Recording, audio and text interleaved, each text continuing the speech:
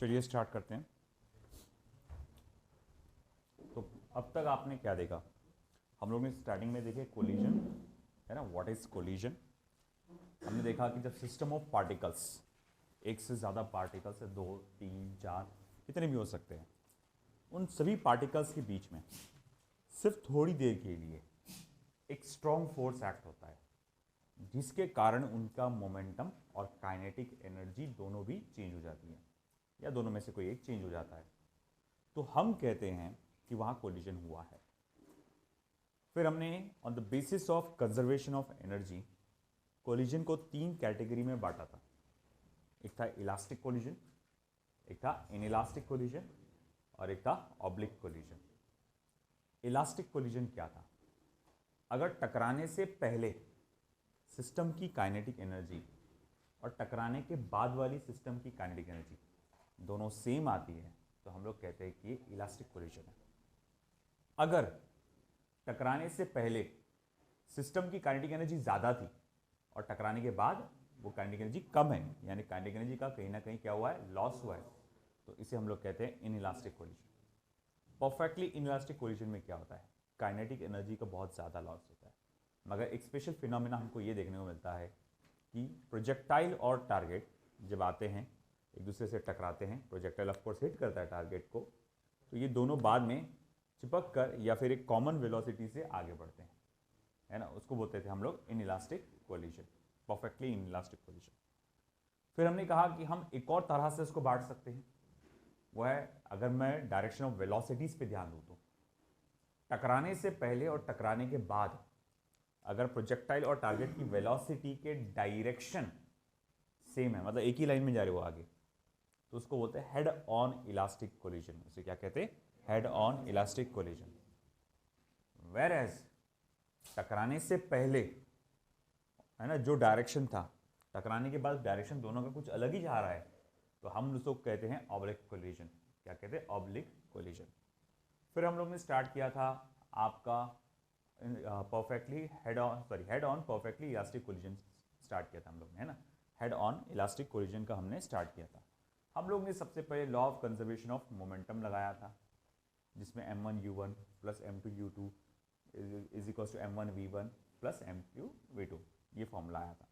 और मैंने कहा था कि ये फॉर्मूला उस वक्त लागू है जब किसी एक की वेलोसिटी निकालना हो, है ना, टारगेट की या फिर प्रोजेक्टाइल की फाइनल वेलोसिटी निकालना हो। आपको m1 दिया हुआ है, u1 दिया हुआ है, m2 दिया है, u2 दिया है और v1 भी दिया हुआ है, और आपसे v2 पूछा है, या v2 देकर आपसे v1 पूछा है। ये एक फॉर्मूला था। फिर उसी वक्त हम लोग ने कोएफिशिएंट ऑफ रेस्टिट्यूशन के बारे में भी पढ़ा था कि उसका फॉर्मूला कुछ इस तरह से आता है, v2 minus V1 upon u1 minus u2, है ना। ये v2 माइनस वी1 क्या होता है? Relative velocity of separation. u1 minus u2 क्या होता है? Relative velocity of approach. तो पता चला कि कोएफिशिएंट ऑफ रेस्टिट्यूशन जो है relative velocity of separation upon relative velocity of approach होता है। हेड ऑन इलास्टिक कोलिजन के लिए इसकी वैल्यू 1 होती है, और हम लोग ने देखा इन इलास्टिक में उसकी वैल्यू 0 से बड़ी और 1 से छोटी होती है, और परफेक्टली इलास्टिक कोलिजन में इसकी वैल्यू 0 होती है। फिर हम लोग बढ़े थे फॉर्मूले की तरफ, है ना। हम लोग ने एक ऐसा फॉर्मूला डिराइव किए थे प्रोजेक्टाइल की या टारगेट की फाइनल वेलोसिटी का, जिसमें किसी और, जैसे अगर मैं प्रोजेक्टाइल की फाइनल वेलोसिटी निकाल रहा हूँ तो उसमें टारगेट की फाइनल वेलोसिटी जानना ज़रूरी नहीं है, या टारगेट की फाइनल वेलोसिटी निकाल रहा हूँ तो प्रोजेक्टाइल की फाइनल वेलोसिटी जानना ज़रूरी नहीं है। तो वो फॉर्मूला था जो बहुत इंपॉर्टेंट फॉर्मूला मैंने कहा था। जैसे प्रोजेक्टाइल की अगर मैं बनाना है तो v1 इज इक्वल्स टू क्या था, वो था m1 माइनस m2, है ना, into u1 upon m1 plus m2 plus twice of m2 u2 upon m1 plus m2। ये हमारा फॉर्मूला था, सही है। और इसी तरह से हमारा v2 का भी फॉर्मूला था, क्या था वो, m2 minus m1 into u2 upon m1 plus m2, है ना, plus twice of m1 u1 upon m1 plus m2, isn't it? यही फॉर्मूला था, ठीक है। फिर हम लोग ने ये जो टारगेट और प्रोजेक्टाइल की वेलोसिटीज है उनको स्पेशल कंडीशंस में पढ़ा था हमने। पहली स्पेशल कंडीशन ये थी कि अगर दोनों भी मासेस सेम निकले तो, दोनों के मासेस अगर सेम आ जाए तो क्या होगा, जो टकराने वाले ऑब्जेक्ट से दोनों के मास अगर सेम हो जाए तो वेलोसिटीज जो है एक्सचेंज हो जाती हैं। मैं फिर से दोहरा दूं कि ये वेलोसिटी ट्वाइस वी से ट्रैवल कर रहा है और टारगेट आपका वेलोसिटी वी से ट्रैवल कर रहा है। टकराने के बाद अब इसकी वेलोसिटी वी हो जाएगी और उसकी वेलोसिटी ट्वाइस वी हो जाएगी। वंस अगेन, अगर ये वेलोसिटी +3v से ट्रैवल कर रहा है और ये वेलोसिटी -2v, माइनस क्यों, क्योंकि उसके ऑपोजिट डायरेक्शन में जा रहा है, -2v से ट्रैवल कर रहा है, तो टकराने के बाद अब इसकी वेलोसिटी -2v हो जाएगी और इसकी वेलोसिटी थ्राइस v हो जाएगी। सही है, तो हम लोग ने कहा कि ये एक्सचेंज कर लेते हैं। दूसरा था कि हमारा जो सेकंड नंबर का स्पेशल कंडीशन था कि अगर मान लो कि m1 जो है बहुत ज़्यादा बड़ा है m2 से, बहुत ज़्यादा बड़ा है m2 से, अगर m1, तो क्या सीन आएगा। अगर m1 बहुत ज़्यादा बड़ा है m2 से तो मैं देखूंगा कि v1 और बराबर होगा u1, है ना, क्योंकि ये बहुत बड़ा है तो उसकी वेलोसिटी पे तो कोई फर्क पड़ने वाला नहीं। हाँ, मगर प्रोजेक्टाइल की वेलोसिटी बहुत अच्छा खासा फर्क पड़ेगा। वो क्या रहेगा, तो twice of u1 minus u2, है ना, twice of u1 minus u2। भारी वाले ऑब्जेक्ट की वेलोसिटी को डबल करो, हल्के वाले ऑब्जेक्ट की वेलोसिटी को माइनस करो। सिमिलरली केस थर्ड भी हम लोग ने देखे थे कि अगर मान लो m1 is very much less than m2, अगर m1 m2 से बहुत ज़्यादा छोटा हो गया तो क्या होगा, तो भैया इस सिचुएशन में आपका v2 बराबर रहेगा u2 के, है ना। जो भारी ऑब्जेक्ट होता है उसकी वेलोसिटी पे कोई फर्क पड़ता नहीं है। हाँ, मगर हल्के ऑब्जेक्ट की वेलोसिटी पे, फाइनल वेलोसिटी पे फर्क पड़ जाता है। अब वो क्या होगा, twice of u2 minus u1, है ना। ये v2 था तो twice of u1 minus u2, ये v1 था तो twice of u2 minus u1, है ना, ऐसा रख सकते हैं आप यार। तो ये तरीके से हम लोग ने देखा कि ये हम लोग ने स्पेशल कंडीशन पढ़े थे। फिर हम लोग काइनेटिक एनर्जी के बारे में पढ़ रहे थे। हम लोग देख रहे थे कि भैया मानते हैं कि सिस्टम की काइनेटिक एनर्जी जैसे कि वैसी रहती है इलास्टिक कोलिजन में। सिस्टम की काइनेटिक एनर्जी क्या कशा, इधर ध्यान दो, जैसे कि वैसी रहती है इलास्टिक कोलिजन में। मगर आप अगर इंडिविजुअल पार्टिकल को देखोगे, है ना, प्रोजेक्टाइल को देखोगे, प्रोजेक्टाइल की काइनेटिक एनर्जी तो क्या हो गई थी, कम हो गई थी। उसने जब टकराया था तो टारगेट को अपनी प्रोजेक्टाइल काइनेटिक एनर्जी ट्रांसफर कर दिया था उसने। तो अब मुझे ये देखना है कि भैया उसमें कितनी एनर्जी ट्रांसफर होती है। तो एक तो पहले सिंपल तरीका था कि दोनों काइनेटिक एनर्जी को क्या कर दो, माइनस कर डालो, तो उससे आपको मिल जाएंगे। बोले किसकी काइनेटिक एनर्जी को, प्रोजेक्टाइल की फाइनल काइनेटिक एनर्जी को और इनिशियल काइनेटिक एनर्जी को माइनस कर डालो, पता चल जाएगा कितने का फर्क आ गया। तो मगर हमें जो मेन प्रॉब्लम निकालना था, मेन चीज़ जो हमने कैलकुलेट किए थे वो था fractional change in kinetic energy. ये हमारे लिए बहुत इंपॉर्टेंट फॉर्मूला बन के आया था, है ना, fractional change in kinetic energy. तो fractional change in kinetic energy का formula 4m1 m2 upon m1 plus m2 का होल स्क्वायर, है ना। ये बहुत इंपॉर्टेंट फॉर्मूला है, याद रखें आप, है ना। Fractional change in kinetic energy क्या है फॉर्मूला, फिर से बोल बेटा, 4m1 m2 upon m1 plus m2 का होल स्क्वायर, है ना। फिर से बोलो क्या आएगा, 4m1 m2 upon m1 plus m2 का होल स्क्वायर। वंस अगेन क्या आएगा, 4m1 m2 upon m1 plus m2 का होल स्क्वायर। एक और बार क्या आएगा, 4m1 m2 upon m1 plus m2 का होल स्क्वायर। ये था कि प्रोजेक्टाइल ने कितना फ्रैक्शन में अपनी काइनेटिक एनर्जी ट्रांसफर किया है। वही चीज़ अगर तुमको परसेंटेज में पूछी जाती तो आपको सिंपली क्या करना पड़ता, 100 से मल्टीप्लाई करना पड़ता। फिर आता है kinetic energy retained, fractional kinetic energy retain की कितना हिस्सा रह चुका है बाकी, तो उसके लिए क्या फॉर्मूला था, m1 माइनस m2 अपॉन का होल स्क्वायर, है ना। ये फॉर्मूला था काइनेटिक एनर्जी रिटेन का। फिर हम लोग ने टारगेट के बारे में पढ़ा था, वो इतना इंपॉर्टेंट नहीं है, उसको इग्नोर कर सकते हैं अभी का। तो अभी का ऐसा नहीं, एकदम छोड़ देना इसको।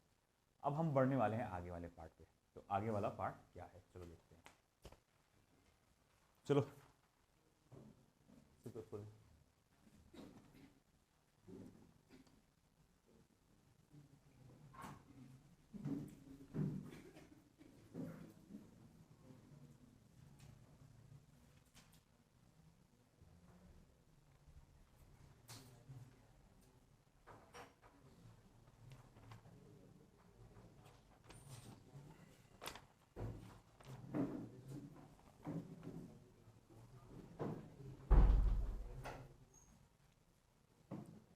टाइटल नंबर क्या आएगा? Perfectly elastic oblique collision.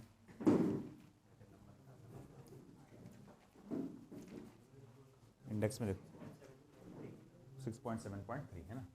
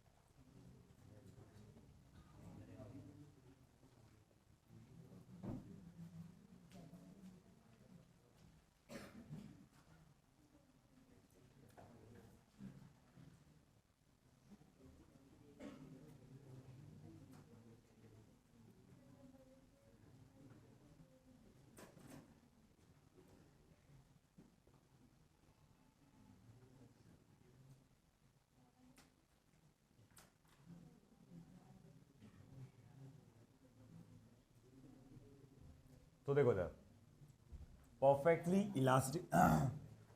Elastic oblique collision. तो क्या सीन हुआ है यहाँ देखिए गौर से। एक प्रोजेक्टाइल है जिसका मास m1 है, वो ट्रैवल कर रहा था विद वेलोसिटी u1, है ना। और सामने था उसके प्रोजेक्ट दूसरा टारगेट जिसका मास m2 था, और वो ट्रैवल कर रहा था विद वेलोसिटी u2। अब हुआ क्या, जब ये आपस में टकराए था, तो देखो आप इसका सेंटर ऑफ मास और इसका सेंटर ऑफ मास अलाइन नहीं था, एक लाइन में नहीं था, थोड़ा सा ऊपर नीचे था। तो अब हमने क्या देखा कि ये टकरा के इधर गया m2, और m1 टकरा के उधर गया, है कि। और हमने ये देखा कि अब m1 की वेलोसिटी इस डायरेक्शन में है v1, और इस डायरेक्शन में है m2 की वेलोसिटी v2। m1 ने इस लाइन के साथ एंगल कितना बताया है? थीटा। और m2 ने इस लाइन के साथ या v2 ने कितना एंगल बनाया है? फाई। तो चलो एक काम करते हैं कि वेलोसिटी को दो कंपोनेंट्स में बांट देते हैं। तो एक कंपोनेंट क्या रहेगा बेटा, अगर ये थीटा है तो ये भी थीटा है, तो ये हो जाएगा v1 cos थीटा, और ये रहेगा v1 sin थीटा। इसी तरह से मैं वेलोसिटी को भी दो कंपोनेंट में बांट देता हूँ। जैसे कि अगर ये फाई है तो ये भी क्या है बेटा? फाई है। तो ये हो जाएगा v2 cos फाई, और ये हो जाएगा v2 sin फाई, है ना। तो हम लोगों ने ये क्या करा, इस तरह से बांट दिया। जब आप law of conservation of momentum लगाते हो, है ना, एक तो दो तरीके होते हैं इसके। एक तो आपको पूरा वेक्टर फॉर्म में लिखना पड़ता है ना, आई कैप जे कैप ये सब करके आप ये इस तरह से लिख सकते हैं, या फिर आप सेपरेटली एक्स एक्सिस पे लगाओ, सेपरेटली वाई एक्सिस पे लगाओ। मतलब कैसा, समझा नहीं, है ना। देखो इससे पहले जो कोलिजन्स हो रहे थे आपके, अभी आज जो पढ़े अपन ने, मतलब इलास्टिक कोलिजन में जो आपने पढ़े, वो कोलिजन से पहले और कोलिजन की बाद की जो डायरेक्शन थी वो सेम थी, और वो थी क्या बेटा? Positive direction of x axis. तो उस वक्त आपको डायरेक्शंस को इतना खास तौर से ध्यान से लिखने की या ध्यान देने की जरूरत नहीं पड़ी थी, क्योंकि आपको मालूम था टकराने से पहले भी और टकराने के बाद भी डायरेक्शन कैसी है? सेम है। मगर किंतु परंतु यहाँ पर अब सिचुएशन क्या आ रहा है कि यहाँ पर टकराने के पहले की डायरेक्शन अलग है, टकराने के बाद की भी डायरेक्शन अलग है। तो बोले यार अपन कंजर्वेशन ऑफ मोमेंटम में direct m1 u1 plus m2 u2, है ना, m1 v1 plus m2 v2 direct नहीं लिख सकते। ये डायरेक्ट सिर्फ ऐसा तभी लिख सकते हैं जब डायरेक्शन लगातार कैसी हो? सेम। बात समझ रहे क्या आप? इससे पॉसिबल कब लिख सकते हैं? जब डायरेक्शन लगातार सेम हो, क्योंकि मोमेंटम एक वेक्टर क्वांटिटी है, तो आपको डायरेक्शन का ध्यान रखना पड़ेगा। अगर मैंने कहा कि भाई m1 u1 plus m2 u2 is equal to m1 v1 plus m2 v2, अगर मैंने ऐसा लिख दिया तो उसका मीनिंग क्या होगा कि भैया मोमेंटम भी सेम है, डायरेक्ट मोमेंटम का डायरेक्शन भी सेम है, तो ये गलत हो जाएगा। तो बोले अब कैसे करेंगे? तो एक सिंपल तरीका है कि एक तो वेक्टर फॉर्म में करो, पूरा पूरा वेक्टर फॉर्म में लिख दो। मगर एक और तरीका है जो हमको यहाँ अडॉप्ट करना है, वो है आप खास तौर से एक्सिस पे ध्यान दो। आप पहले सिर्फ एक्स एक्सिस पे ध्यान दो, है ना। अगर मैं लगाऊं कि भाई applying conservation of momentum along x axis, तो जैसे कि मैं लिखूंगा अप्लाइंग कंजर्वेशन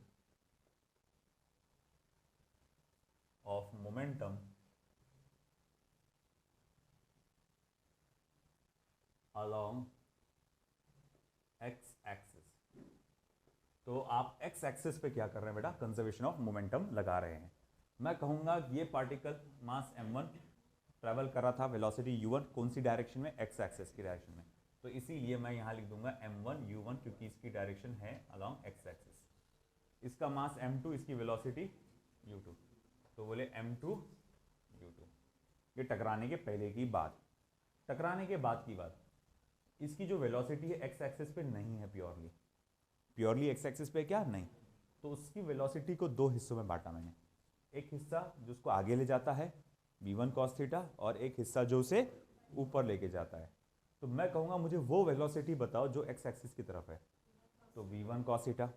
तो मैं इस वेलोसिटी का इस्तेमाल कर सकता हूँ, तो मैं लिखूंगा देयरफॉर वो हो जाएगा m1 v1 cos theta plus, इसी तरह से यहाँ बताओ भैया m2 v2 cos phi, equation number 1। ये समझ में आया बेटा आपको, है ना, m2 v2 cos phi। अब इसमें क्या करना है आपको, ये आपने कंजर्वेशन ऑफ मोमेंटम लगाया अलोंग x एक्सिस, अब आपको लगाना है along y axis. Applying conservation of momentum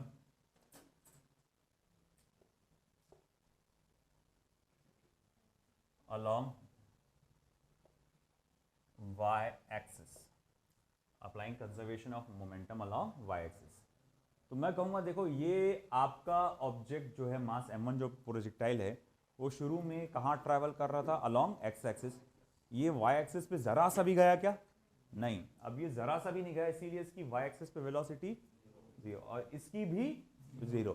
तो मैं कहूंगा शुरुआत में देखा जाए तो दोनों की वेलोसिटी 0 0 करके आएगी, है ना, ये समझा ना। 0 क्यों आ रही है, क्योंकि वो तो x एक्सिस पे ट्रैवल कर रहे हैं, y पे है ही नहीं। हाँ, मगर टकराने के बाद वो ऐसा ट्रैवल कर रहा है कि x और y दोनों पे ट्रैवल कर रहा है वो, तो y पे कितनी है इसकी बेटा, v1 sin थीटा, और ये आएगा माइनस v2 sin y। थोड़ा अच्छे से लिखेंगे, v1 sin theta minus v2 sin phi, इसे दे देंगे इक्वेशन नंबर 2। आया समझ में आपको। अब अपन क्या करने वाले हैं कि भाई अपन इसमें law of conservation of energy भी लगाने वाले हैं। तो भाई ठीक है, by law of conservation of energy, तो बोले जब मैं law of conservation of energy लगाता हूं तो मैं बड़ी आसानी से लिख सकता हूं हाफ ऑफ m1 u1 का square plus half of m2 u2 का square is equals to half of m1 v1 का square plus half of m2 v2 का स्क्वायर। फिर कोई पूछेगा सर यहाँ पर डायरेक्शन का क्यों नहीं लगाया आपने, बेटा क्योंकि काइनेटिक एनर्जी जो है ना एक स्केलर क्वांटिटी है, उसको कोई डायरेक्शन से लेना देना नहीं रहता, उसको सिर्फ काम किससे है, वैल्यू से है ना, समझिए।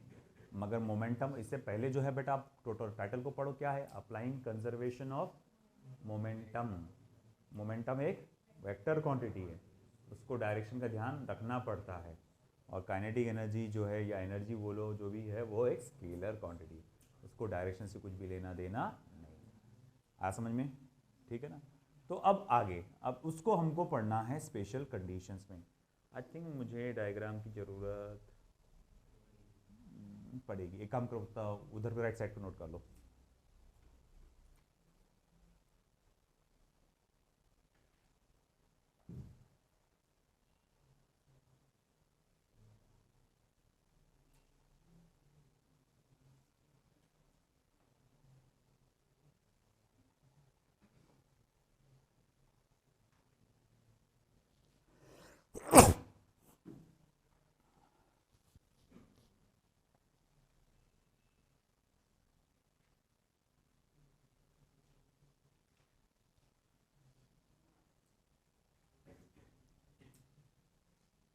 मौसम पानी रख देना, पानी बोले नहीं क्या हमको।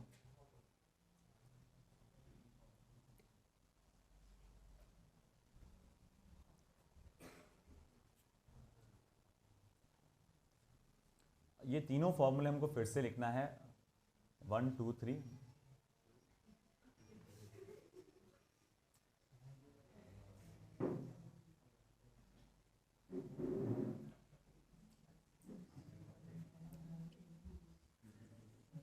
हो गया बेटा? क्या कौन बोला तू? ये नहीं हुआ, देखो फटाफट। वाई एक्सिस वाला, ये वाला। तो देखो ये जो है अपना प्रोजेक्टाइल, ये ट्रैवल कर रहा था अलोंग एक्स एक्सिस ओनली, इसीलिए इसकी वेलोसिटी थी अलोंग एक्स एक्सिस ओनली। इसका मोमेंटम भी था सिर्फ और सिर्फ अलोंग एक्स एक्सिस। तो वाई एक्सिस पे वो कितना है? 0। इसी तरह ये भी वाई एक्सिस पे इसका मोमेंटम कितना है? 0। मगर टकराने के बाद है ना, ये भागे ऑब्लिक डायरेक्शन में भागे, मतलब आगे भी और ऊपर भी, ये आगे भी और नीचे भी, है ना। तो अब मैं कहूँगा इसकी वेलोसिटी जो उसको ऊपर लेके जा रही है वो कितनी है? v1 sin theta. तो इसका मोमेंटम क्या हो जाएगा? m1 v1 sin थीटा, है ना। और इसका मोमेंटम क्या हो जाएगा? m2 v2 sin phi. मगर क्योंकि इसका डायरेक्शन नीचे निगेटिव डायरेक्शन में, ऑपोजिट डायरेक्शन में है, इसीलिए वहाँ पर क्या आ गया? माइनस साइन आ गया। अच्छा, ये मैंने मास नहीं लिखा ना, मैंने सिर्फ वेलोसिटी लिख डाला।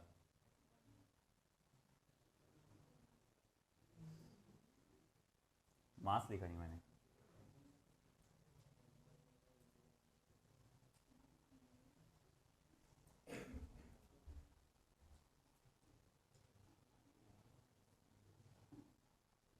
मोमेंटम बोल रहे तो मास और वेलोसिटी दोनों आना चाहिए ना।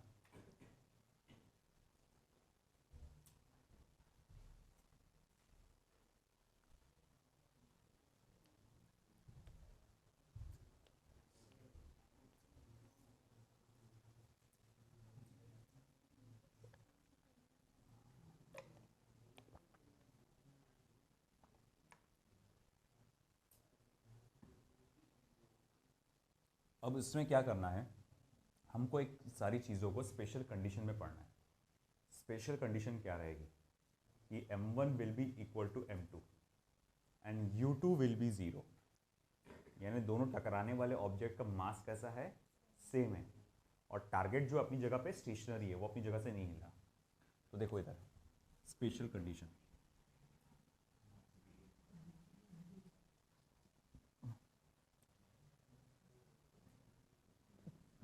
स्पेशल कंडीशन क्या कहता है? स्पेशल कंडीशन देख लो बेटा, m1 जो है m2 के बराबर है और u2 की वैल्यू क्या है? 0 है। अब अगर ऐसा है तो देखो ये फॉर्मूला कैसा बन जाएगा? m1 m2 के जगह आप सिर्फ और सिर्फ क्या लिख सकते हैं? m। यहाँ पर भी m1 m2 के जगह क्या लिख सकते हैं? m। और वो m और m क्या हो जाएंगे? कैंसिल, कॉमन निकल के कैंसिल हो जाएंगे। बचेगा क्या फिर? u1 plus u2, v1 cos theta plus v2 cos phi. मगर u2 की वैल्यू तो मैंने क्या बोला? 0। तो ये भी गायब हो जाएगा। बचेगा क्या? सिर्फ u1 is equals to v1 cos theta plus v2 cos phi. तो मैं वही लिखूंगा। इक्वेशन नंबर 1 को मैं कैसे लिख सकता हूं? From 1, okay, u1 is equals to क्या आएगा बेटा? v1 cos theta plus v2 cos phi. ये है ना, है कि नहीं? ये आ जाएगा v1, सॉरी u1 के फॉर्मूला। अब इसे दे दो इक्वेशन नंबर कौन सा आएगा बेटा? 4। अब इसके बाद अगेन फिर से मैं आपको सेम सिचुएशन यहाँ लगाऊंगा, है ना। तो यहाँ पर तो भाई u1 है ही नहीं, टेंशन ही नहीं, है ना। अब यहाँ पर m1 और m2 सेम है, m है, वो m को मैं कॉमन निकालूंगा और इधर ट्रांसफ़र करूंगा, तो वो 0 अपॉन m आएगा। और 0 अपॉन m क्या होता है? 0 ही होता है। तो यहाँ पर अब सेकेंड सिचुएशन में जो ये फॉर्मूला बनेगा, तो मैं यहाँ लिखूंगा from two 0 is equals to v1 sine theta minus v2 sine phi. तो भैया ये हो जाएगा आपका सेकेंड इक्वेशन का दूसरा फॉर्म। इक्वेशन नंबर 5 दे दो इसे। ओके। फिर उसके बाद इक्वेशन नंबर 6 में भी अपने, सॉरी 3 में भी ये लगाने का है अपने को। तो फ्रॉम 3 देखो, वैसे ही हर जगह हाफ है, हाफ निकल के वैसे ही कॉमन हो, कैंसिल हो जाता। m1 m2 को अगर मैं स्मॉल m डाल दूँ क्योंकि सेम है वो, तो वो भी कॉमन निकल के कैंसिल हो जाते। u2 को मैं 0 डालूंगा तो ये वाला पार्ट 0 हो जाएगा। बचेगा सिर्फ और सिर्फ क्या, u1 का स्क्वायर इज इक्वल्स टू क्या आएगा फिर बेटा, v1 का स्क्वायर प्लस v2 का स्क्वायर। इसे दे दो इक्वेशन नंबर 6। आया समझ में? अब हम लोग आगे क्या करने वाले हैं, हम आगे इक्वेशन नंबर 4 और 5 को स्क्वायर करके ऐड करेंगे। Squaring and adding equation number 4, squaring and adding equation 4 and 5। तो 4 और 5 को स्क्वायर करके ऐड करो। तो u1 स्क्वायर प्लस 0 का स्क्वायर, तो ये तो हो जाएगा u1 स्क्वायर सिर्फ, मगर इन दोनों को स्क्वायर करके ऐड करना है। v1 cos theta plus v2 cos phi का whole square plus v1 sin theta minus v2 sin phi का होल स्क्वायर। देयरफॉर u1 का स्क्वायर इज इक्वल्स टू, इसको आप एक्सपांड कर सकते हो a plus b whole square का formula लगा के, v1 square cos square theta plus twice of v1 v2 cos of theta cos of phi plus v1 square sine square theta. एक काम करता हूँ, नीचे ले लेता हूँ, अच्छा ये रह गया, इसका एक पार्ट रह गया, sorry, v2 square cos square phi, ये पार्ट रह गया था, प्लस अब उसे एक्सपांड करो, v1 square sine square theta minus twice of v1 v2 cos of, not cos, sine, sine of theta sine of phi है ना, plus v2 square sine square phi. देखो बेटा था, इसे स्क्वायर किया आपने तो a plus b whole square का फॉर्मूला लगाया आपने, उसे भी एक्सपांड करे a minus b whole square का फॉर्मूला लगा के, तो इसको करें तो v1 square cos square theta plus twice v1 v2 cos theta cos phi और v2 square cos square phi. इसे एक्सपांड किए तो v1 square sine square theta minus twice v1 v2 sine theta sine phi v2 square sine square phi. अब इसमें क्या करना है बेटा आपको, ये वाले टर्म में और ये वाले टर्म में देखो क्या है, इन दोनों भी टर्म्स में क्या है, v1 स्क्वायर क्या है, कॉमन है। अगर मैंने v1 स्क्वायर को कॉमनली बाहर निकाल दिया तो बचेगा क्या फिर, तो बचेगा cos square theta plus sine square theta, और ट्रिग्नोमेट्रिकली आपको मालूम होना चाहिए वो कितना होता है, 1 है ना। तो मैं यहाँ लिखूंगा फिर आगे, therefore u1 square is equals to, मैंने अगर v1 स्क्वायर को कॉमन निकाला बाहर, तो जब मैंने v1 स्क्वायर को कॉमन निकाला बाहर तो इसमें से क्या बचेगा, cos square theta plus sine square theta, और cos square theta plus sine square theta की वैल्यू क्या होती है, 1। तो भाई मैं नहीं भी लिखो तो कुछ चलेगा, यहाँ पर 1 आ रहा क्योंकि, प्लस अब यहाँ से देखो अगर मैं v2 स्क्वायर को कॉमन निकालता हूँ तो उसमें क्या बचेगा, cos square phi plus sine square phi, again उसकी भी वैल्यू क्या होती है, 1, तो वो हो जाएगा 1 मल्टीप्लाई बाय v2 स्क्वायर।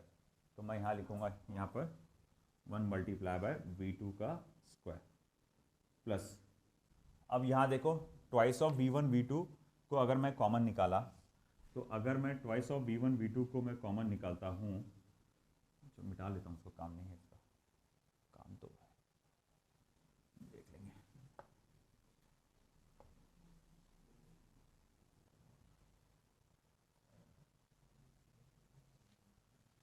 तो u1 square is equals to फिर v1 square plus v2 square, हाँ, plus twice of v1 v2 को मैंने कॉमन निकाला, तो अंदर क्या बच गया, वो बच गया cos of theta cos of phi minus sine of theta sine of phi, cos of theta cos of five minus sine of theta sine of five.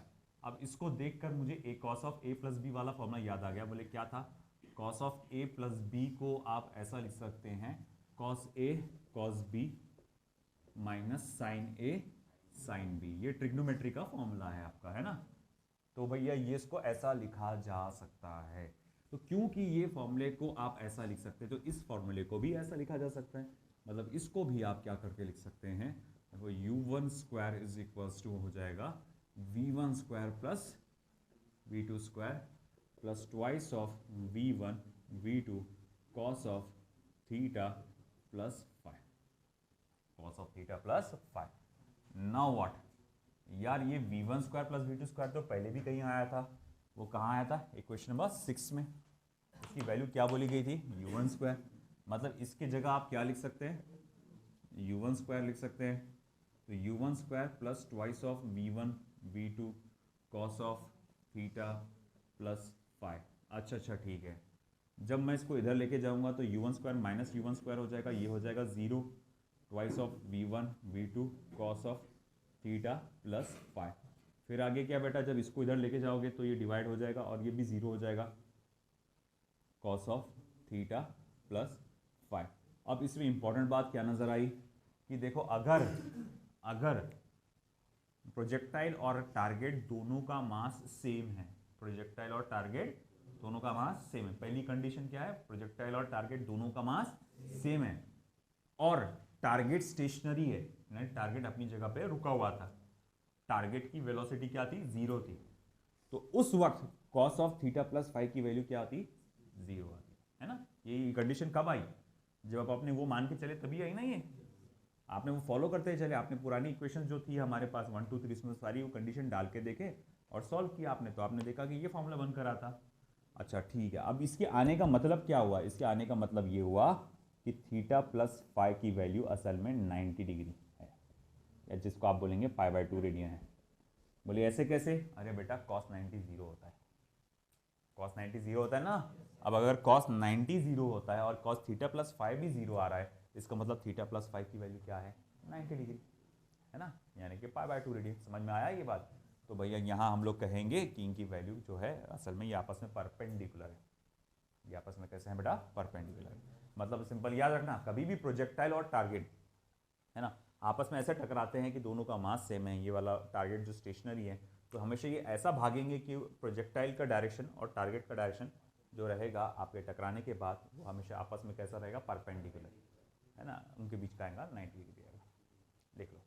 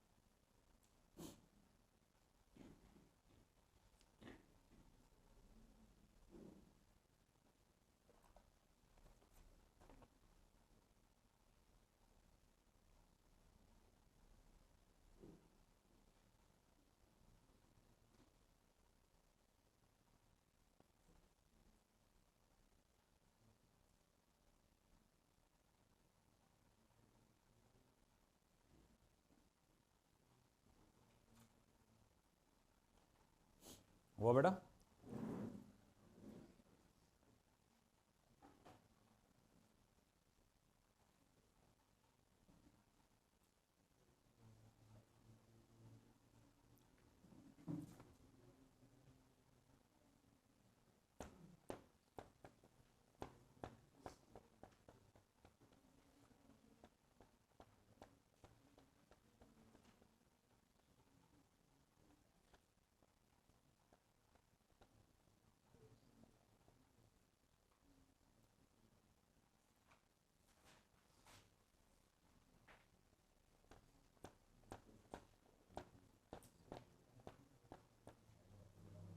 हो गया?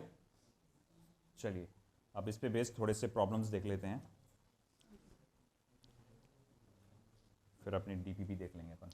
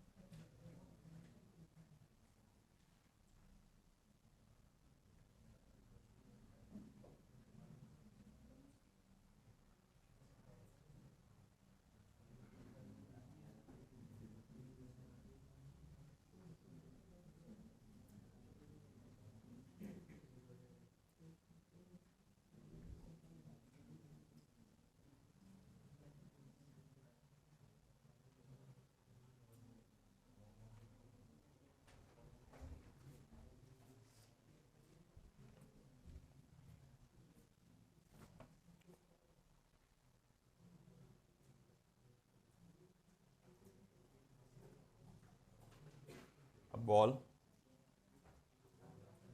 moving with speed of 9 meter per second collides with another similar stationary ball after collision. Both the balls move in directions making an angle of 30 degree with the initial direction. After collision, their speeds will be, collision के बाद उनकी speeds क्या क्या होंगी। Options दे देते हैं। 2.6 metre per second, दूसरा है 5.2 मीटर पर सेकेंड, तीसरा है 0.52 मीटर पर सेकेंड और चौथा है 52 मीटर पर सेकेंड। यार अब क्योंकि देखो ये जाहिर बात है ऑब्लिक कोलिजन है, तो हमको conservation of momentum along x axis separately लगाना पड़ेगा, अलोंग वाई एक्सिस सेपरेटली लगाना पड़ेगा और फिर सॉल्व करना पड़ेगा। कभी कभार क्या होता है सिर्फ एक्स एक्सिस वाला जो आप लगाते हैं उसी में आंसर आ जाता है। कभी कभार तो ये भी होता है कि सिर्फ वाई एक्सिस वाला लगाते हैं आप, जिसमें बहुत छोटा होता है, एलएचएस तो 0 होता है, तो उसमें आंसर आ जाता है। तो कभी कभार ऐसा भी होता है कि आपको 1 और 2 दोनों फॉर्मूले को, मतलब दोनों एक्स एक्सिस को भी निकालना पड़ता है और वाई एक्सिस को भी बनाना पड़ता है, फिर सॉल्व करना पड़ता है। दोनों सिचुएशंस, तीनों सिचुएशंस पॉसिबल है। अब देखते हैं यहाँ कैसा है ना। तो जैसे कि यहाँ क्या दिया हुआ है, एक बॉल जो जा रहा था with speed of 9 metre per second collide करता है विद अनदर स्टेशनरी बॉल, है ना। जैसे कि अगर मैं मान के चलूँ कि दूसरा बॉल है n और एक और दूसरा बॉल देखो यहाँ प्रोजेक्टाइल है m और टारगेट है वो भी m मास का ही है। अब आया वो यहाँ से और इसे टकराया, टकराने के बाद क्या हुआ बेटा, ये इधर भागा है ना, विथ वेलोसिटी आपका कितना दिया हुआ है, दिया हुआ नहीं, चलो v पकड़ लेते हैं, बट इसने बोल कितना बोला उसने, after collision both the boss move in the direction making an angle 30 degree with, कहाँ है 9 मीटर पर सेकेंड, ये है ना 9 मीटर बेटा, स्पीड है तो इसका मतलब वो देखो तो सही कौन सी स्पीड है ये, टकराने के पहले की स्पीड है ना ये, टकराने के बाद की जो स्पीड है पता नहीं, वो मान लो v है और उसने एंगल कितना बनाया 30 डिग्री, और बोले दूसरे वाले ऑब्जेक्ट ने भी कितना एंगल बनाया है 30 डिग्री, है ना, तो बोले दूसरे वाले ऑब्जेक्ट के एंगल क्या है 30 डिग्री है, तो वो बोल रहा है after collision their speeds will be, अपने को कोलिजन के बाद स्पीड यानी v निकालना है। अब कैसे निकालेंगे, तो बहुत आसान है, आप क्या करो अलॉन्ग एक्स एक्सिस लगाओ conservation of momentum, conservation of momentum along x axis, तो वो हो जाएगा m into you, m into you, क्योंकि ये तो जीरो उसको नहीं भी लिखे तो चल जाता, फिर हो जाएगा m v cos of 30 degree plus m v cos of 30 degree, m v cos 30 m v cos 30, तो m u is equals to क्या हो जाएगा twice m v cos of 30 degree. तो जहाँ तक मुझे लग रहा है कि इसी से आंसर आ जाएगा अपना, m और m क्या करो कैंसिल करो, फिर मैं यहाँ ले लेता हूँ आंसर उसका, तो फिर बचेगा क्या u is equals to 2 times of cos of 30 degree क्या होता है √3/2 टाइम्स ऑफ v, 2 और 2 क्या हो जाएगा cancel, v is equals to फिर क्या हो जाएगा u अपॉन √3, अच्छा u कितना है अपना 9 है, 9 अपॉन √3, अब 9 अपॉन √3 मैं इसको क्या लिख सकता हूँ 3 मल्टीप्लाई बाय 3 अपॉन √3, फिर मेरे को याद दिलाने की ज़रूरत नहीं है, x अपॉन √x क्या होता है √x होता है, 3 अपॉन √3 क्या हो जाएगा √3 हो जाएगा, तो v is equals to √3 multiply by 3 या फिर 3 √3 जो भी है, अब 1.732 को 3 से मल्टीप्लाई करो, देखो कितना आता है 5.2 आएगा, एक ही नंबर है ना जो 3 से बड़ा है, 5.2 metre per second, this will be the answer. तो अपने को अलॉन्ग वाई एक्सिस लगाने की ज़रूरत भी नहीं पड़ी, उसी में अपना आंसर आ गया, है ना, तो ऐसा पॉसिबल है कि आपको सिर्फ एक्स एक्सिस लगाए और अपना आंसर आ गया।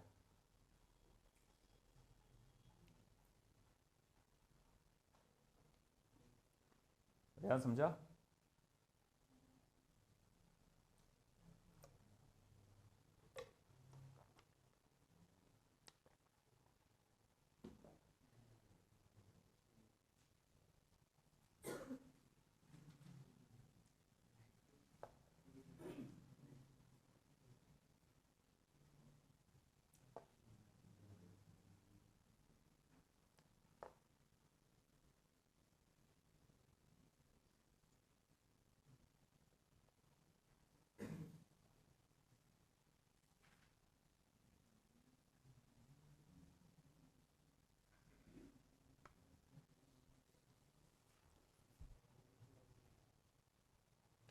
Next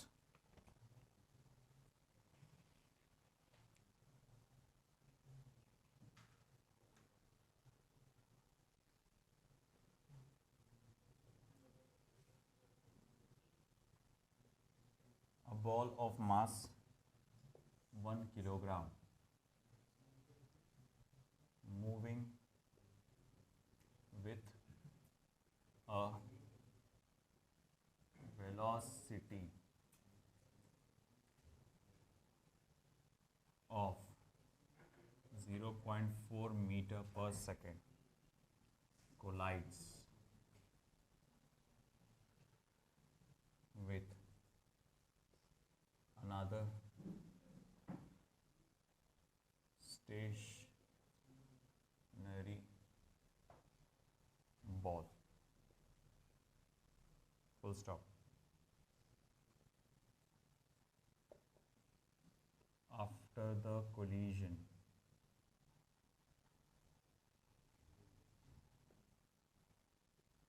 the first ball moves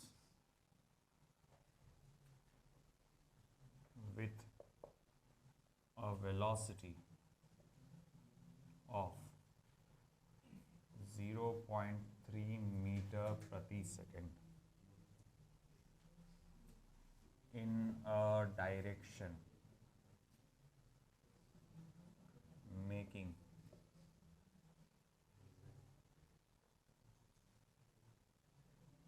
an angle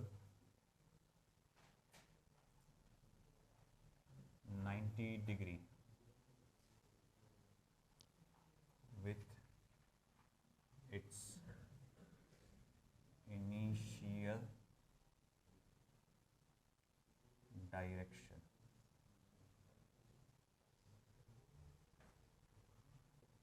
The momentum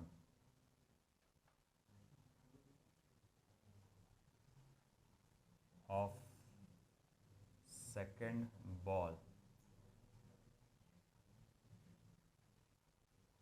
after collision is first option 0.1 kilogram meter per second, second option 0.3 kilogram meter per second, third option 0.5 kilogram meter per second और चौथा 0.7 kilogram metre per second.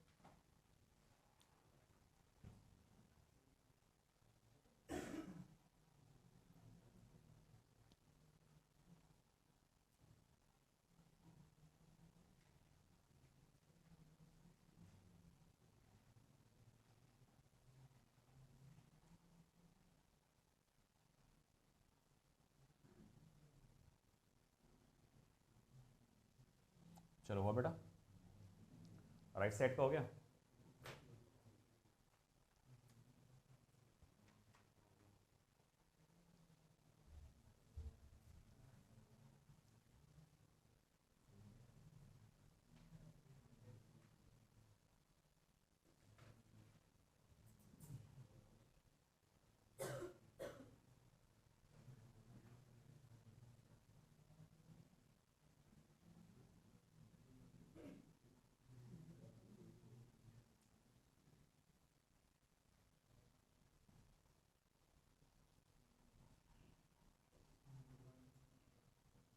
ये हो गया ना, ये वाला भी।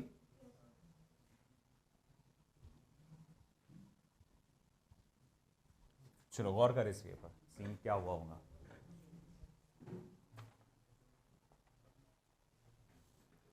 तो सीन ऐसा है कुछ, a ball of mass 1 kilogram moving with a velocity of 0.14 metre per second collides with another stationary ball.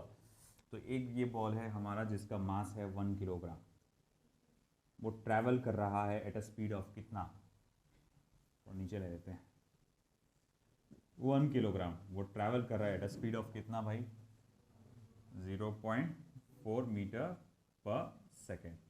वो हिट करता है दूसरे स्टेशनरी बॉल को, ठीक है। दूसरा स्टेशनरी बॉल का मास क्या है कुछ नहीं बताया उसने, ठीक है, जो भी होगा उसका mass. The first ball moves with a velocity of 0.3 metre per second.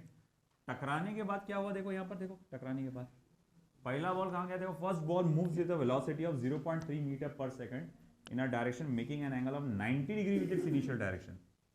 तो पहला बॉल इधर गया ऊपर की तरफ, है ना, विच 1 किलो वाला। तो बोले पहला इधर गया और कितनी स्पीड से गया वो 0.3 मीटर पर सेकेंड। अब जाहिर बात है कि अगर एक बॉल इधर गया तो हॉरिजॉन्टल के ऊपर गया तो दूसरा वाला नीचे जाएगा।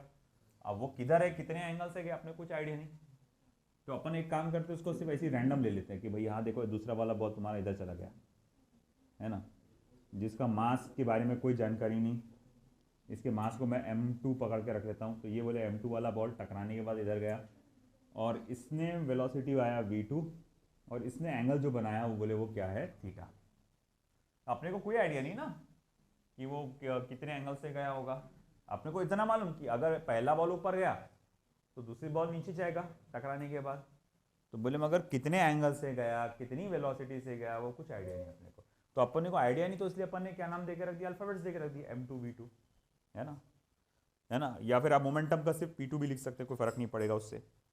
अब अपन क्या करेंगे, law of conservation of momentum लगाएंगे अलोंग एक्स एक्सिस पहले। तो भाई देखो, applying LCM along x axis, तो मैं कहूंगा देखो पहले वाले ऑब्जेक्ट का क्या आएगा, मास इनटू वेलोसिटी, यानी कि 1 मल्टीप्लाई बाय 0.4। बात समझ रहे ना, मैं नंबर से लिख रहा हूं डायरेक्ट, मास इनटू वेलोसिटी, तो 1 मल्टीप्लाई बाय 0.4 प्लस भाई m2 जो है वो तो भाई 0 आ जाएगा उसका, क्योंकि इसकी स्पीड कितनी थी, 0 थी, ये अपनी जगह पे रुका हुआ है ना, स्टेशनरी है ना, तो बोले इसकी स्पीड तो 0 है। अच्छा ठीक है, आगे इज इक्वल्स टू, देखो यार ये बाद में टकराने के बाद तो ये बिल्कुल भी एक्स एक्सिस पे ट्रेवल नहीं कर रहा, वो कहाँ ट्रेवल कर रहा है, वाई एक्सिस पे। तो मैं कहूँगा इसीलिए उसकी वेलोसिटी अलोंग एक्स एक्सिस 0 है, तो मोमेंटम भी अलोंग एक्स एक्सिस क्या होगा, 0। समझ रहा ना, ये 0 क्यों लिखा मैंने, क्योंकि इसका जो डायरेक्शन है वो सिर्फ कौन सी एक्सिस पे है, वाई, प्योरली वाई वाला है।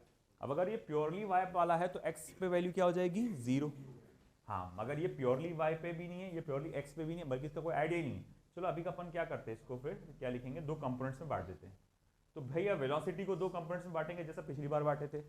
तो देखो ये यहाँ पर ऐसा आएगा v2 cos थीटा, और यहाँ नीचे आ जाएगा v2 sin थीटा।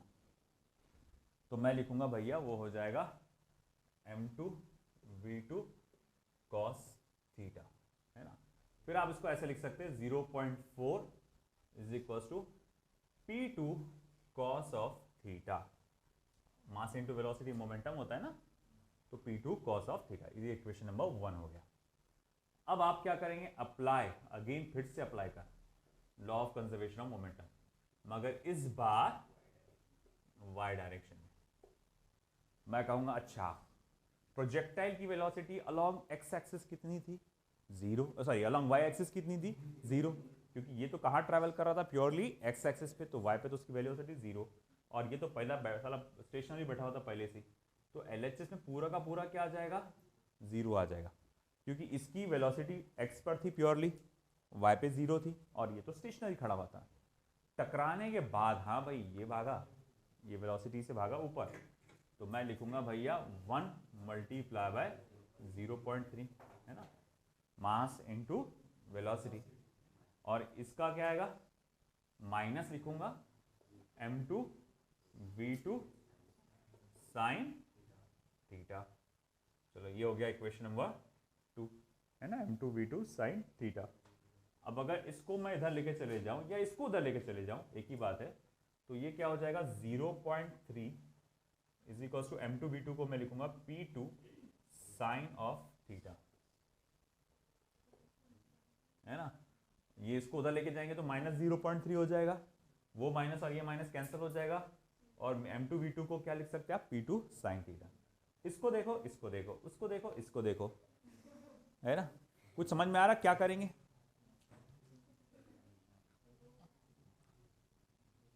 तुमको कुछ नहीं आता, tan थीटा तो डायरेक्शन देगा उसका, मेरे को तो मोमेंटम चाहिए, p2 चाहिए, मोमेंटम ही चाहिए ना, p2 चाहिए। अरे मुझे p2 चाहिए ना, क्या करूंगा, आज एक काम करना, घर पे जाके दीवार देखना, उस पर सर पे ऐसा धर धन धन मारना, है ना, शायद कोई न्यूरॉन एक्टिवेट हो जाए जिससे वो तुमको थोड़ा सा टैलेंट, थोड़ी सी याददाश्त दे दे। कैसे इक्वेट करेंगे, तो cos थीटा, ये तो sin थीटा है, क्या करेंगे बताओ यार, मेरे को चाय की जरूरत पड़ गई तुम्हारे चक्कर में, बोलो भाई क्या करेंगे, चाय तो हम पियेंगे, हमको जरूरत है, तुमने हमारे सर में दर्द करके रख दिया, बोलो भाई,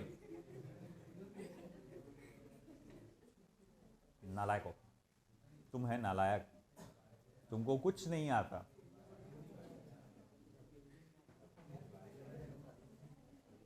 अरे भाई sign square theta plus cos square theta 1 होता है, रास्ते की अड़चन कौन है, पी तो है अपने पास, फॉर्मूले में पी तो है, साइन थीटा कॉस थीटा लग गया ना। अगर दोनों इक्वेशंस को स्क्वायर करके ऐड कर दोगे तो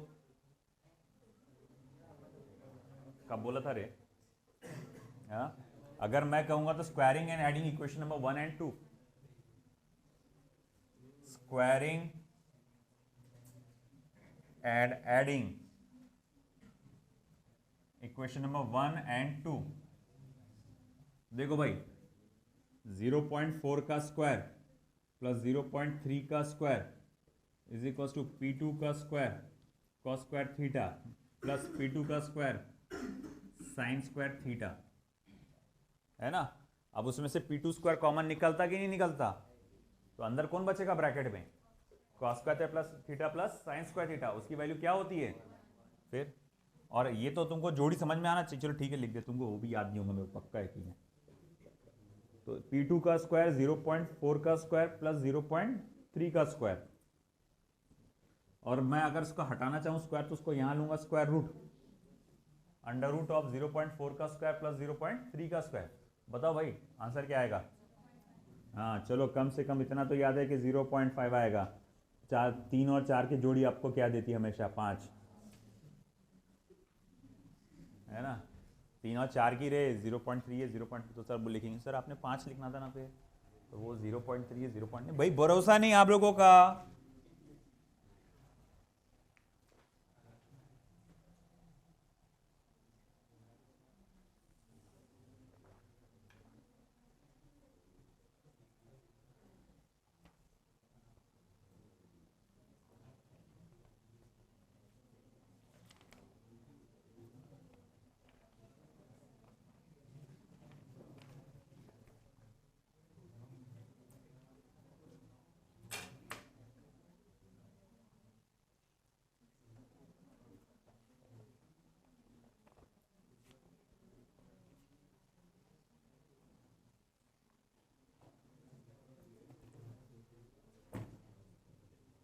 चलो लिखना हो गया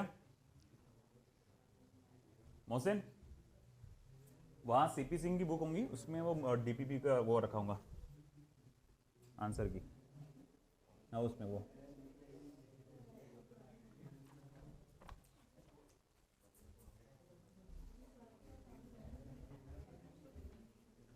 चलो, आपने वो डीपीपी कौन सी देखनी की थी? 3 निकालो, डीपीपी 3।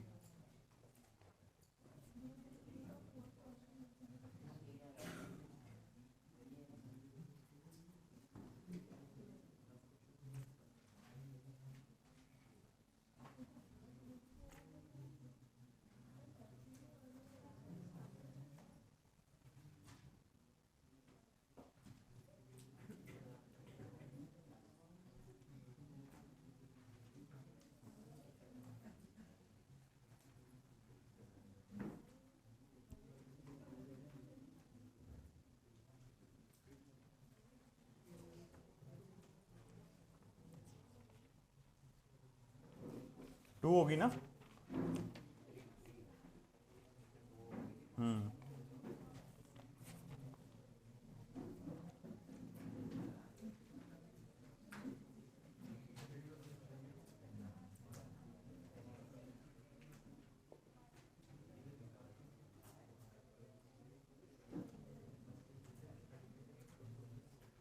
डीपीपी 3, फर्स्ट का ए, सेकंड का ए, थर्ड का सी, फोर्थ का डी, फिफ्थ का सी, सिक्स्थ का सी, सेवेंथ का बी, एट्थ का सी, नाइन्थ का सी, 10th का सी,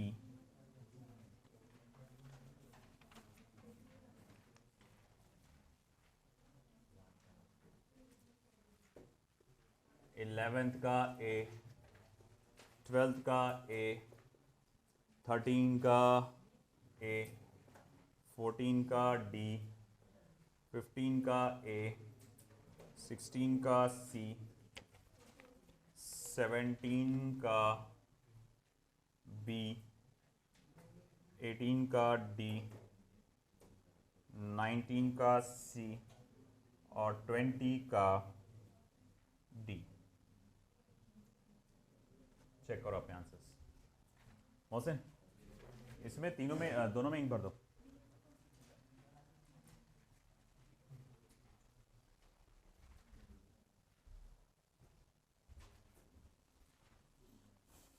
अभी होता क्वेश्चन डीपी पे होता।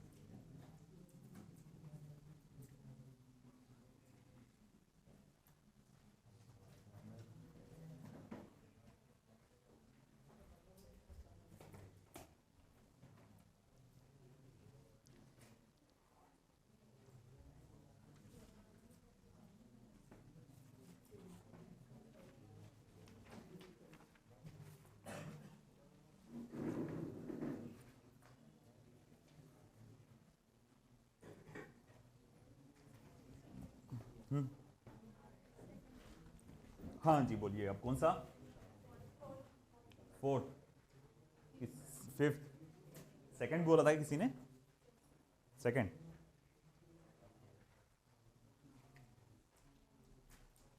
पहले 10 में बताओ। 9,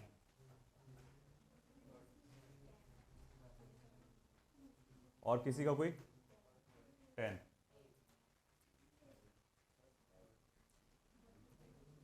आ गया 9।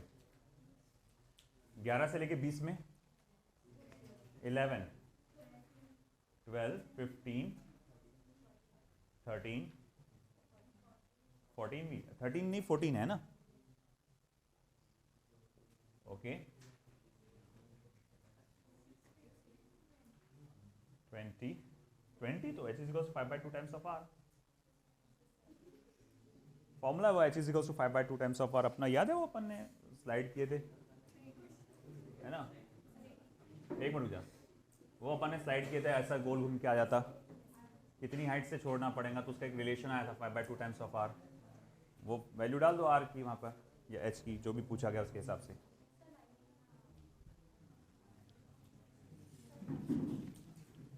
19, 18 आ ही गया तकरीबन पूरा। 2 दिन खींचता अभी।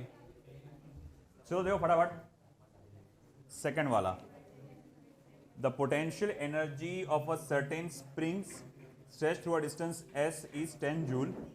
The amount of work done that must be done on this spring to stretch it through an additional distance of s will be. तो भैया वेरी सिंपल, उसने क्या कहा कि भैया पहले आपको डिस्टेंस s तक खींचना था, तो उस वक्त जो पोटेंशियल एनर्जी थी वो कितनी थी? Half of kx²।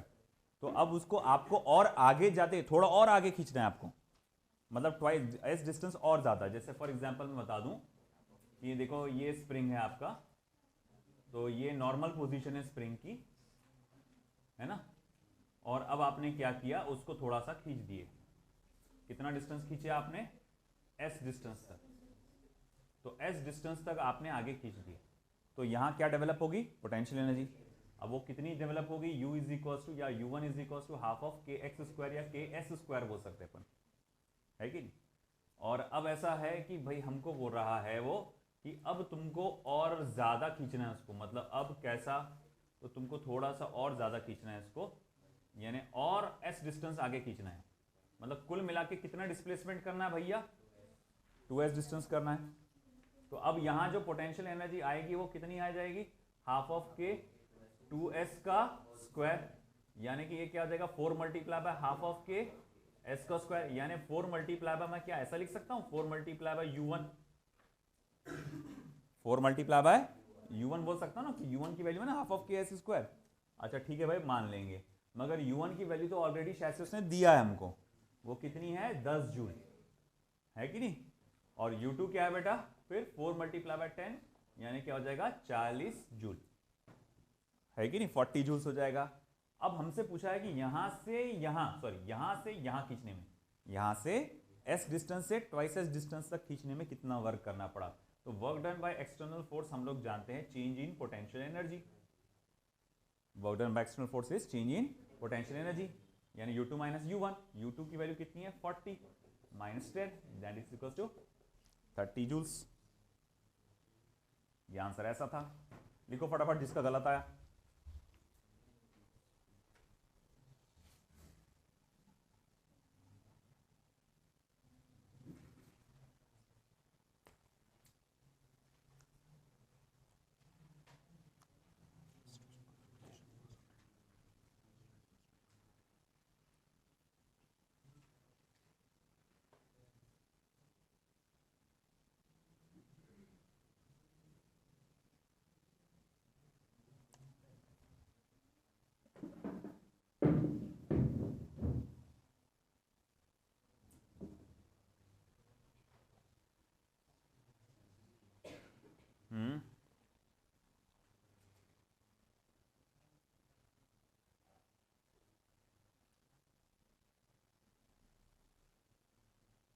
अगला क्या बोलता है फोर्थ वाला, a spring 40 millimetre long stretched by application of force. ठीक है, if 10 newton force required to stretch the spring is, if 10 Newton force required to stretch the spring through 1 millimeter, then the work done in stretching the spring through 40 millimeter will be। तो आपको अगर 1 millimetre stretch करना है तो उसके लिए कितना work करना पड़ता है, कितना फोर्स लगाना पड़ता है, 10 न्यूटन का। और अगर आपको, ठीक है, अगर आपको 40 मिलीमीटर तक के खींचना पड़ा तो उसके लिए क्या लगेगा। तो फोर्स पर यूनिट डिस्प्लेसमेंट यानी के की वैल्यू अपन यहाँ से पता लगा सकते हैं।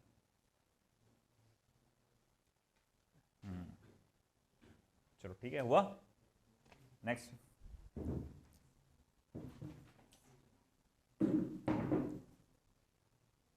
इसने कहा है एक स्प्रिंग है जो कि 40 मिलीमीटर लंबा है। स्प्रिंग की लंबाई मायने नहीं रखती, कितना खींचे हैं आपने वो मायने रखता है, तो उसको छोड़ो। आगे सेकंड सेंटेंस में, if 10 newton force is required to stretch the spring to 1 millimetre. Spring को 1 मिलीमीटर खींचने के लिए आपको कितना फोर्स लगता है, 10 न्यूटन का फोर्स लगता है। तो स्प्रिंग को 40 मिलीमीटर खींचने के लिए कितना फोर्स लगेगा, है ना। तो अब उसमें फोर्स नहीं, सॉरी, वर्क कितना लगेगा। अब हम लोग इसको कैसे कैलकुलेट कर सकते हैं। इसमें जो पहला डेटा दिया हुआ है, पहला मतलब कौन सा वाला, वो नहीं, लंबाई नहीं, ये कि 1 मिलीमीटर खींचने पे 10 न्यूटन का फोर्स लगेगा। इस डेटा से मैं कैपिटल के निकाल सकता हूँ, स्प्रिंग कांस्टेंट, है ना। बोले वो कैसा, अरे भैया आप खुद देखो, स्प्रिंग कांस्टेंट का जैसा फोर्स, रिस्टोरिंग फोर्स का फॉर्मूला क्या होता है। पहले तो रिस्टोरिंग फोर्स देखेंगे, restoring force in a spring, उसका फॉर्मूला क्या होता है। तो बोले यार देखो, किसी भी स्प्रिंग को अगर आप खींचते हैं डिस्टेंस x से, तो रिस्टोरिंग फोर्स का जो फॉर्मूला होता है वो F is equals to K x होता है। सही है, F is equals to K x. तो मैं k को क्या लिख सकता हूँ, F अपॉन x, है ना। अब F कितना है यहाँ पे, 10 न्यूटन, x कितना है 1 मिलीमीटर, है ना। ये SI में, ये कौन से मिली में है तो कुछ नहीं चलेगा। तो एक काम करो, 10 newton upon 10 raised power -3 metres कर डालो उसको। तो ये -3 ऊपर जाएगा, प्लस हो जाएगा 10 रेज़्ड पावर 4 न्यूटन पर मीटर। अब ये किसकी वैल्यू आई मेरे पास, k की वैल्यू आ गई। अब k की वैल्यू आ गई, मुझे निकालना है वर्क डन। वर्क डन का तो फॉर्मूला क्या होता है, half of k x square. तो work done is equals to half of, है ना, k की वैल्यू कितनी है 10 रेज़्ड पावर 4, x की वैल्यू कितनी है 40 मिलीमीटर, यानी 40 इंटू 10 रेज़्ड पावर -3 का स्क्वायर।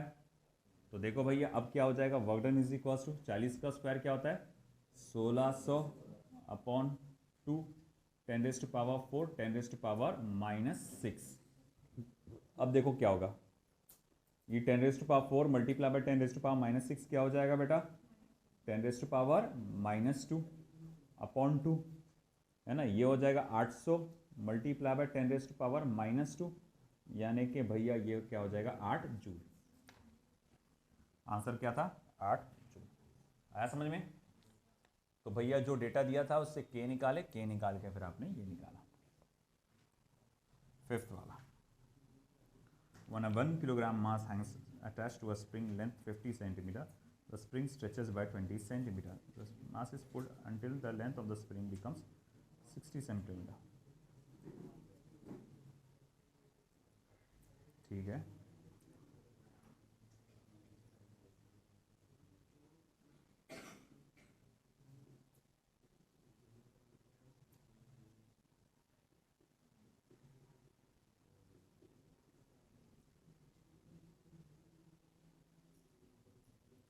अगेन आपको सेम फिर से सिचुएशन आई।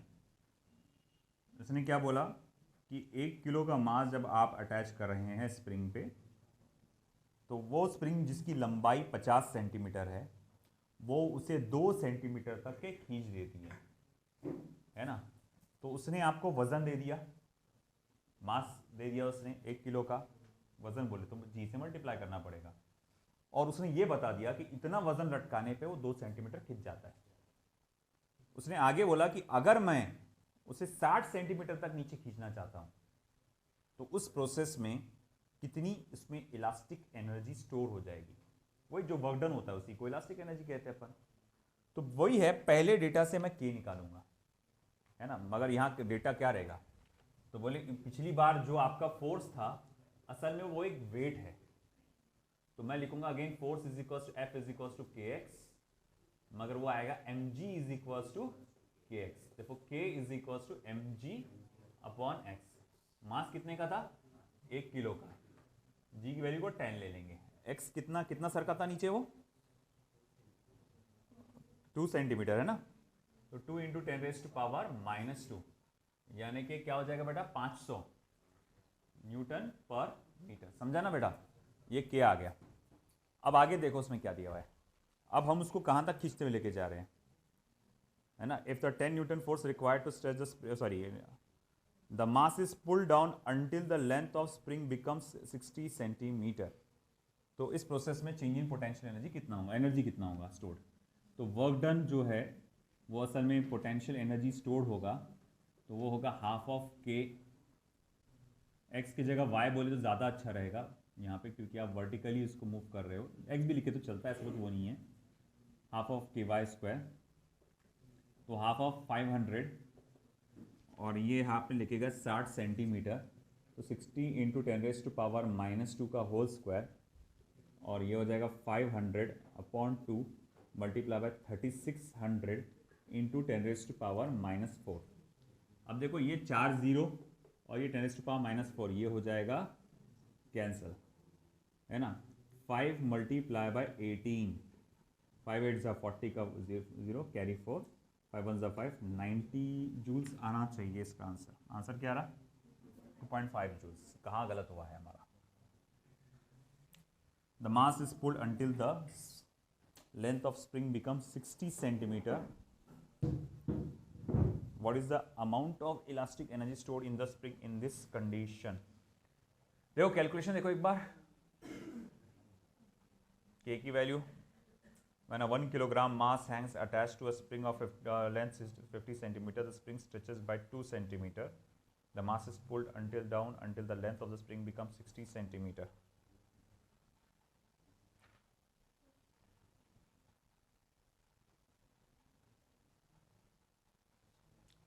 अरे हाँ, ये अपन ने लेंथ गलत ले ली ना, स्प्रिंग की लंबाई 50 सेंटीमीटर है ना, स्प्रिंग की लंबाई 50 सेंटीमीटर, आपने कितना खींचा उसको 60, मतलब अब कितनी लंबाई होगी 60, तो कितना एक्सटेंशन हुआ 10 का, है ना।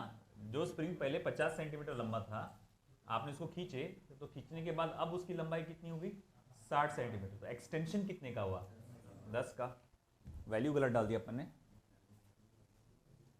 तो ये 10, तो 10 का तो भैया ये 100 इंटू 10⁻⁻4, तो अगेन फिर ये क्या हो जाएगा, ये 2 जीरो और ये कैंसिल हो जाएगा, फिर ये हो जाएगा बराबर 5/2 यानी कि 2.5 जूल।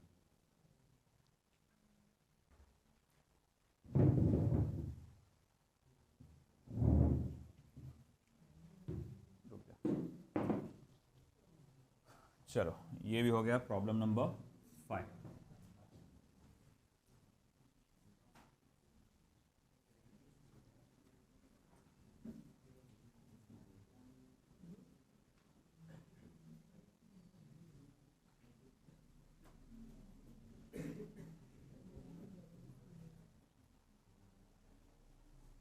नेक्स्ट 8, 9, 10.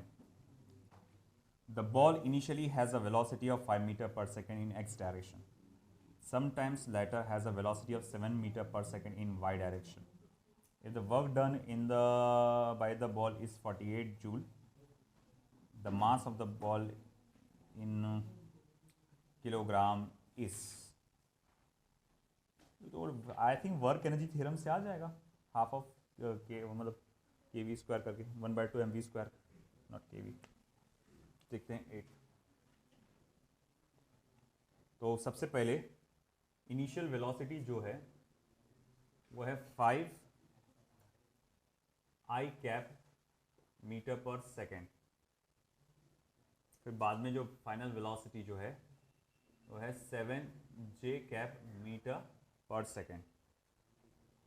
और ये वेलोसिटी चेंज करने में जो प्रोसेस में वर्क डन हुआ वो है 48 joules.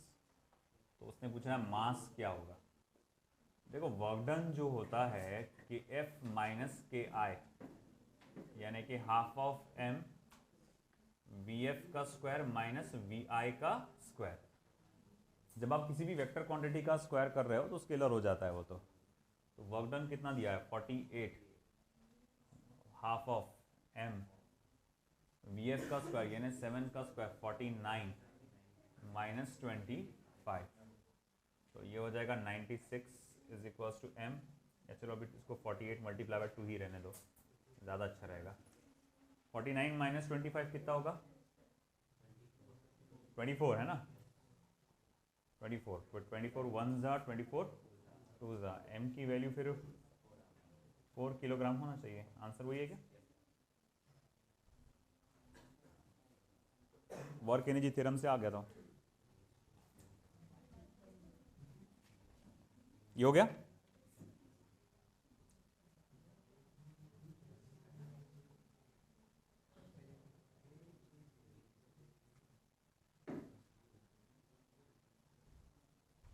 Problem number 9.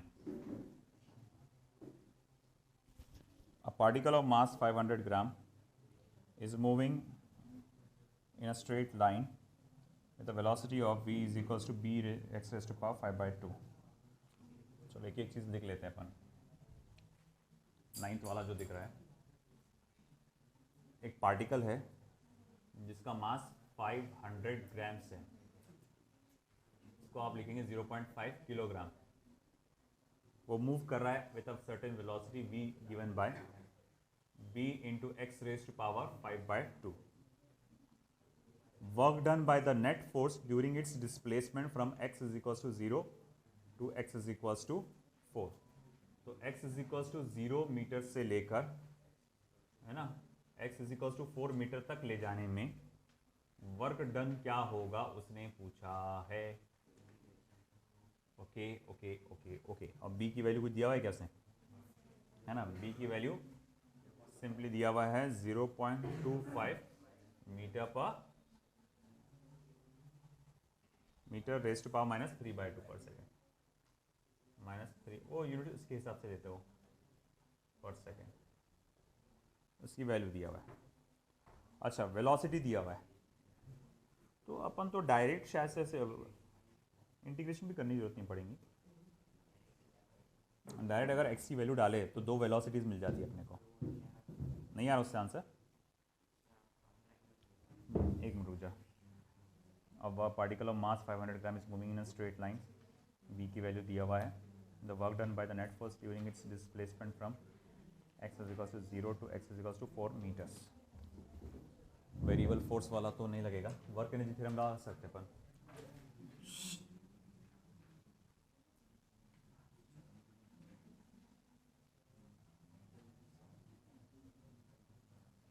x4 raised to power 5/2 2 का पावर 5. 2 के पावर 5 का वैल्यू क्या आएगा.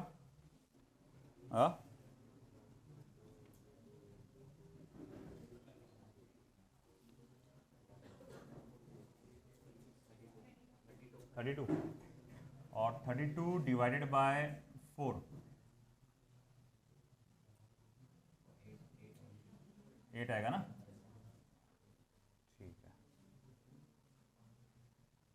वर्क डन अपने को निकालना क्या है, वर्क डन कौन से नंबर का ये, के F minus K I half of M V F का square minus 0 half of M 0.5 8 का square 64 divided by 4 16 joules. Is that the answer?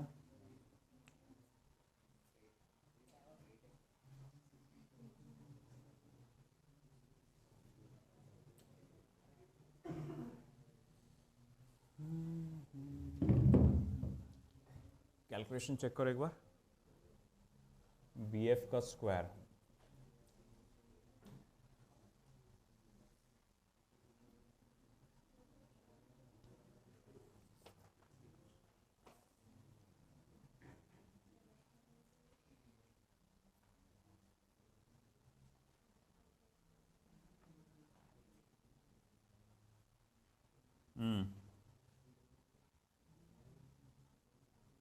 नहीं, वो 16 जूल है आंसर, वो मैंने गलत लिख दिया उसके अंदर, 16 joule is the answer.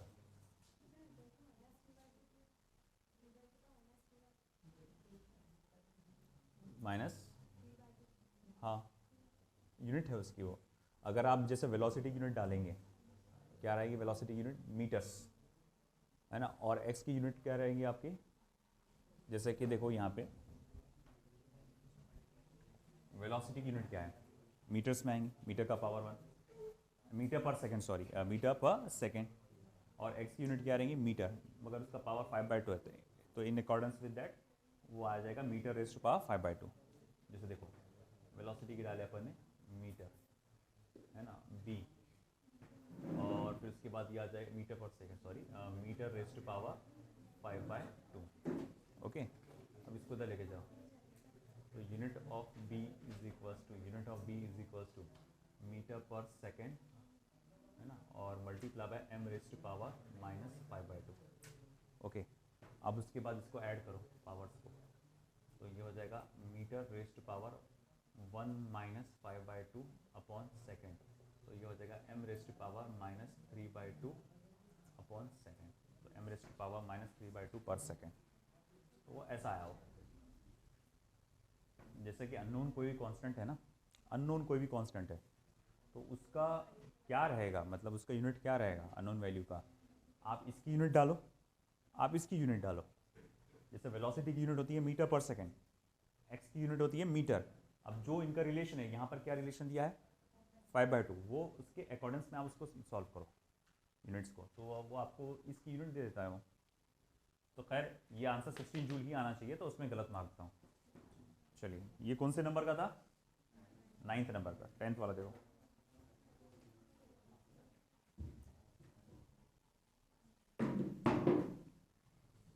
A bob of simple pendulum, mass m, length L, dropped from a horizontal position, strikes a block of same mass elastically placed on a horizontal frictionless stable. The kinetic energy of the block वही होगी जो उसकी रहेगी, kinetic energy block की वही रहेगी जो Bob की रहेगी। देखो सीन क्या है यहाँ पे,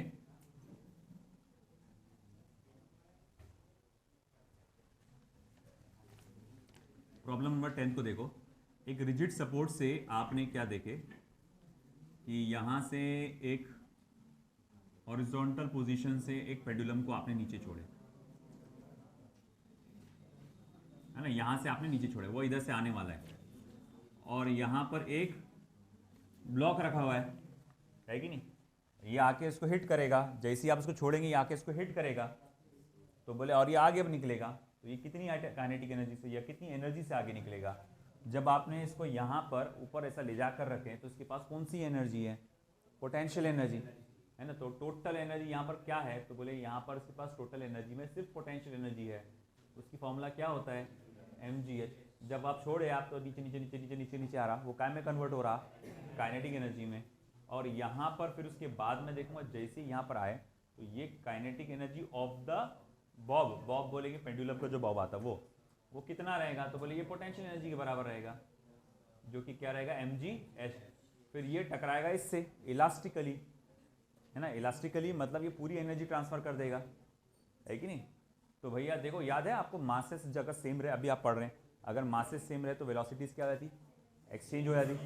तो मैं बताऊँ टकराने से पहले इसकी वेलोसिटी कितनी थी, 0। मास दोनों का सेम है ना, टकराने से पहले इसकी वेलोसिटी क्या थी, 0। तो टकराने के बाद अब इसकी वेलोसिटी 0 हो जाएगी और उसकी वेलोसिटी वही रहेगी जो इसकी थी। अब अगर इसका और इसका मास भी सेम है, वेलोसिटी भी वही है, तो काइनेटिक एनर्जी भी वही रहेगा। तो kinetic energy of block will be equal to kinetic energy of bob, जो कि रहेगा आपका mgh, और h की वैल्यू शायद से ml में दी गई है आपको, है ना, mgl करके दिया हुआ है, आई थिंक mgl, ठीक है। 10:15 हो गया ना अभी। तो बाकी के जो 10 है वो अपन देखेंगे कल।